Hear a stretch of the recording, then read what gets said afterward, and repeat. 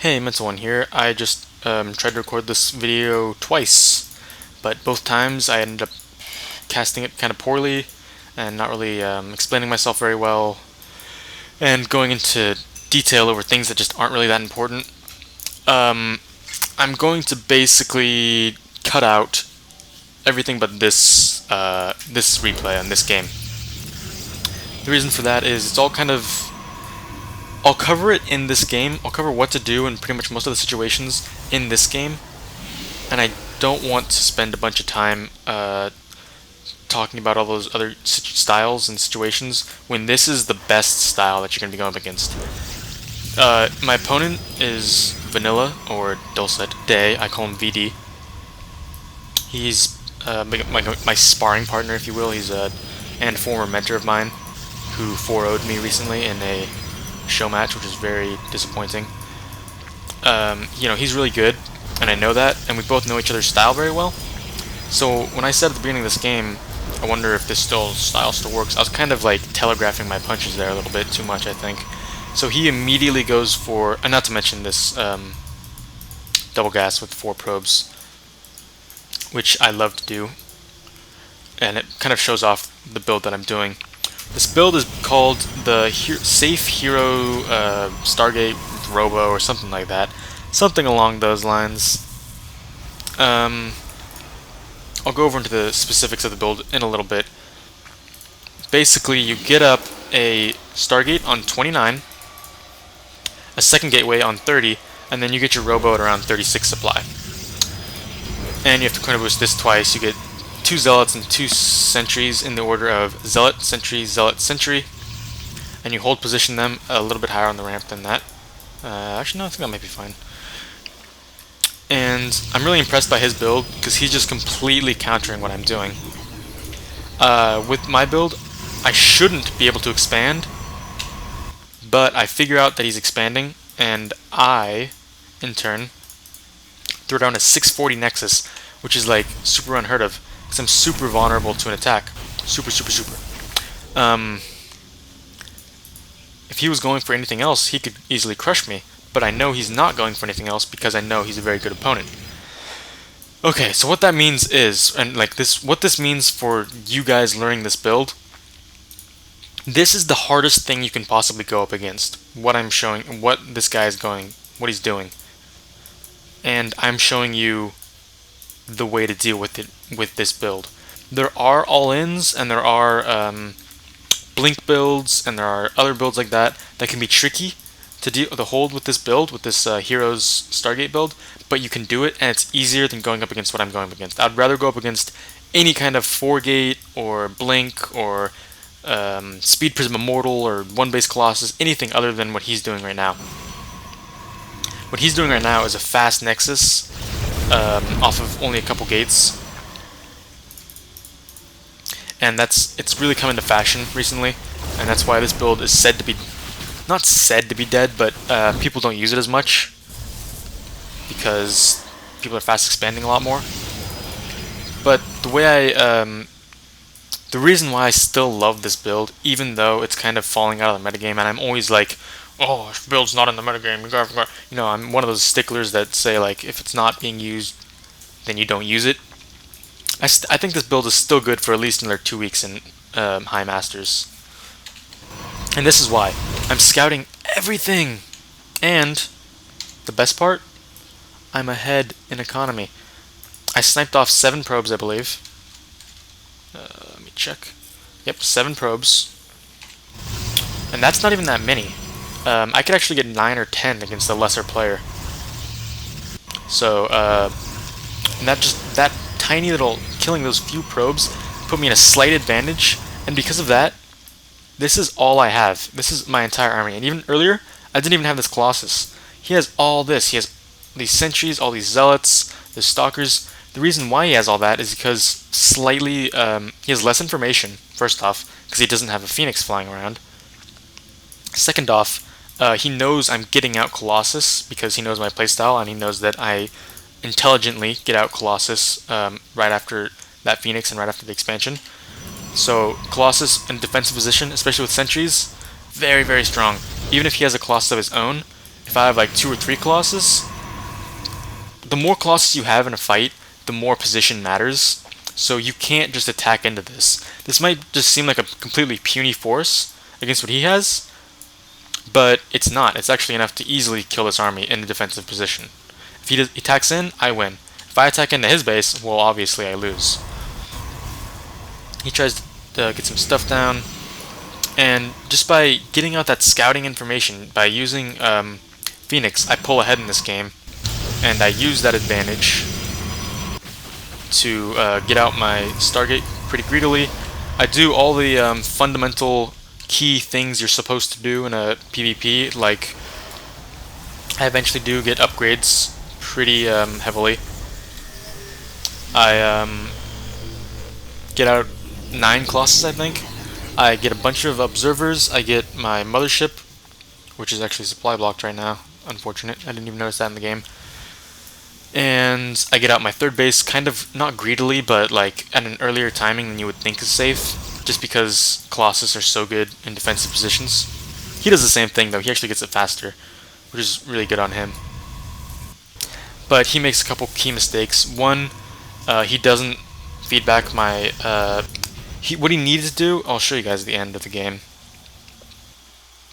What he needed to do was do something like, I don't know, get a pylon there and warp in a bunch of units here, like 20 zealots, and attack my nexus, and then drop like storms on my probes. Something that really spreads me out. And then he needs to send his speed prism in, because he has this speed prism with High Templar. And then he needs to send that in and feed back my mothership. What he tries to do is he tries to engage my army, because I have only 167 supply, and that's not a mistake, by the way. I have the money, and I've had the money. Look at all the stuff I'm getting. I've had the money to max out for a long time. I chose not to because I just did an attack on his nexus with like 20 supply of zealots. This kind of thing, and last game I played with him, I just did like 9 DTs, just warped him into all his bases, and he just completely crippled his economy. That sort of thing, you can't do it if you're maxed out. So now that he's maxed out, he has to move. He has +2 against my +1/+1. So he has the better upgrades. He has the better army composition as far as without including mothership. If neither of us had a mothership, for instance, his army composition would be far superior because I don't have any Archons. And then I just have this amazing concave because I'm playing defensive. And where's his speed prism? There it is. He tries to do this in the middle of the fight, and it just doesn't work. He gets the feedback off, I think. No, he doesn't actually get the feedback off because he already got vortexed. And then once you get the vortex, it's basically over. I just spread myself out, and I can get all that AoE on him. And then immediately, my supply stabilizes while he loses all his Colossus, and I win the game. This is all due to this opening holding up against a very strong build. The reason why this game wasn't like one-sided, me winning it, is because he played this incredibly well with his opening. His opening is the hardest counter to my opening, and yet I was still able to pull the game out. Not because I'm so much of a better player than him, because he actually 4-0'd me last time we played a long series. I think I mentioned that though. The reason why I won is because that build is so versatile. It gave me the and so good with scouting information. I was able to scout his base and just play super greedy. And that, I think, is a lesson that we can all learn, is if you can scout your opponent, you have the power. I was able to... I had like a third of his army, but I was able to hang on because I knew he couldn't attack me. And if he did attack me, the second he moved down that ramp, I would see it, I would warp in more units, I'd block myself in, I'd do anything I could to survive, and he knows that. So he knows he's not going to win with a stupid offensive attack, and he's lost lots of games against me by doing those kinds of offensive attacks, because it looks like my army is very weak, and it's really not. So I'm going to go over the specifics of the build now. I know this video is already kind of getting long, but I just wanted to show you guys the real power of this build, and that even against the build that is basically the hard counter, it can still do very well. I open up with a 13 gateway, and then I scout. I scout for proxies usually, but in this game I didn't because I know this guy very well, and if he proxies me, I'm going to lose anyway. 15 gas, but then another 15 gas. Huh, interesting. And then a chrono boost immediately, but then no pylon on 16, then a pylon on 17, then I stop building probes. That might be like counterintuitive, you would think, but it's actually perfectly timed out so that it's very strong. And I still get my cyber core relatively quickly. I was actually a second or two later than you could get it, but not bad. Not in this, like, it's not so late that your opponent can just forgate you and win. If you get your cyber core later than 3 minutes, or if you see your opponent get a cyber core that's like 3:05, just forgate him. You can win. If you forgate at like 5:40. And as soon as I get the zealot out, I'm supposed to put guys on my gas, but I think I forgot. Nope, I did not. And then I have zealot, then sentry, then zealot, then sentry, and I put 2 chrono boost onto the cyber core. Why 2? Because that's just enough that after you get this second sentry out, and after you get the gateway number 2, they'll warp in and be ready to get the third and fourth sentries if needed. Now I see, this is all I see. He basically only has sentry and his zealot, and they're not at his ramp. What does that mean? What can we guess that means? That means he's obviously not going for aggression, because you don't get sentries if you're going for aggression. So I can completely cut out my second sentry. In fact, I cancelled it right there. Or I didn't even get it. And it also means that I probably shouldn't be going for Stargate, but I do anyway, because I'm just confident in this build's ability to scout and still be able to do some economic harass. He gets this down at about the 5:30 mark, which is pretty fast for a Protoss vs. Protoss expansion, especially if you've played higher level PvP like Platinum, Diamond, or Masters. You know that whoever expands first dies in that kind of situation. But this is actually very safe by him. He saw that I got those 2 gas, and this is such an educated build, really smart by him. But he just fell apart a little bit in the late game, where that's where I excel, so I was able to take advantage of that. And then I wait for both Phoenix. He actually doesn't have his stalkers up here, because he probably thinks I'm going for a Speed Prism Immortal play, because that's what I usually do against him when he scouts my gases, and then I go for the scout and I see that he has a Nexus. But I go for the Phoenix anyway, and he sees it. And throughout this entire game, this is the theme. This army, or this army, against this army. This army against this army. You know, I have such a weak army, but there's nothing he can do about it. If he just decides right now, screw it, I'm going all in, he has to put down another gateway, at least another gateway, and then chrono boost out an immortal, and I can see all of that, so I immediately know, okay, well maybe I should put down a gateway and chrono boost out an immortal. I can just do the same thing, and since I have a defensive position and these Phoenix for defense, picking up stalkers, whatever I need to pick up, I can always win in a defensive situation. You always want to be fighting on defense rather than offense. It's just good that way. And I think that covers mostly everything about the build. Obviously, you might want to know about Colossus timing and about when to expand next. I can't just tell you that. That's something that you kind of have to figure out for yourself through information about your opponent, information about what your opponent's doing. You can't only, there's no right answer to when should I expand to my third.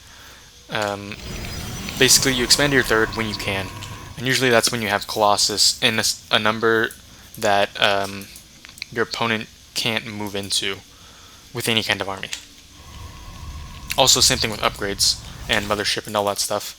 And my opponent actually doesn't go for a Mothership because he attempts to feed back my Mothership, and then with the supply that he could get, he would have an 8 supply larger, actually a 4 supply larger army, and a lot less resources invested. So potentially he could have more army in the sense that he would be maxed before I would be maxed, and that's what he's kind of banking on. Unfortunately, the problem with that is that first off, it's difficult to feed back a mothership. Second off, the reason why I wasn't maxed was because I didn't want to be maxed, and you shouldn't really be maxed that early, if that makes sense. Another reason is that he just had too many probes, and I was able to I like produced 15 less probes, and so I had a 15 supply bigger army. I think that pretty much covers most of the bases. Um, I'll talk only for a second about four-gate defense and blink stalker defense. Basically, you get sentries. I mean, no, it's a very short description, but I wasted a lot of time last time by talking over every little detail about it. All you have to do is keep your zealots in hold position, cut off what you can if there's not a pylon up. If there is a pylon up, don't let them up for vision, and get 5 sentries in perma force field. Then you can have. You probably should cancel your Stargate as well, and then you can have immortals out, and you can just win. That's all there is to it. If you see a really heavy blink stalker all in, pump out immortals, chrono boost them out, and you'll be fine with sentries. If you see blink obs, you have to have your Phoenix patrolling around here, because that's where he's going to want to be blinking in. And then you have to snipe off his observer. 3 Phoenix will snipe off an observer way faster than stalkers will. So that's all you have to worry about. Because if he doesn't have his observer, he can't get in. And if he can't get in, he can't do any damage. So just make sure you force field. And this build is safe against anything. DTs, Charge Lot Archon, anything.